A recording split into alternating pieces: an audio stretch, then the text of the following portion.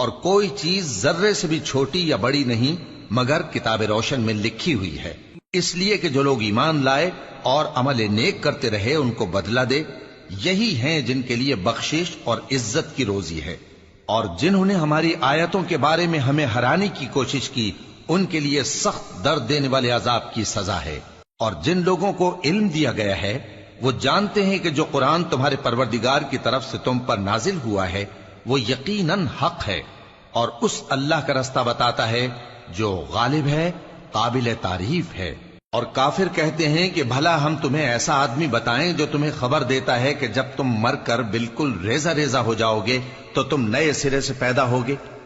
یا تو اس نے اللہ پر جھوٹ باندھ لیا ہے یا اسے جنون ہے۔ بات یہ ہے کہ جو لوگ آخرت پر ایمان نہیں رکھتے وہ آفت اور پرلے درجے کی گمراہی میں پڑے ہیں۔ کیا انہوں نے اس کو نہیں دیکھا جو ان کے آگے اور پیچھے ہے، یعنی آسمان اور زمین؟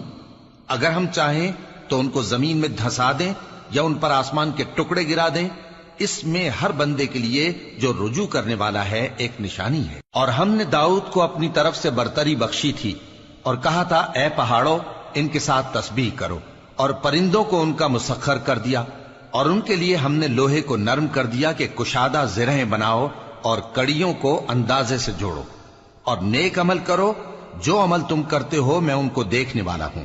اور ہوا کو ہم نے سلیمان کے تابع کر دیا تھا، اس کی صبح کی منزل 1 مہینے کی راہ ہوتی اور شام کی منزل بھی مہینے بھر کی ہوتی۔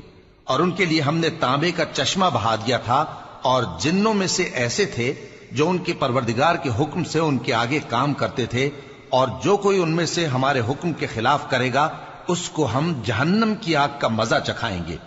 وہ جو چاہتے یہ ان کے لیے بناتے، یعنی قلعے اور تصویریں اور بڑے بڑے لگن جیسے تالاب اور دیگیں جو ایک ہی جگہ رکھی رہیں۔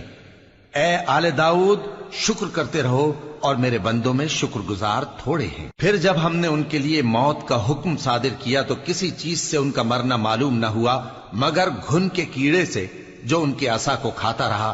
پھر جب وہ گر پڑے تب جنوں کو معلوم ہوا اور کہنے لگے کہ اگر وہ غیب جانتے ہوتے تو ذلت کی تکلیف میں نہ رہتے۔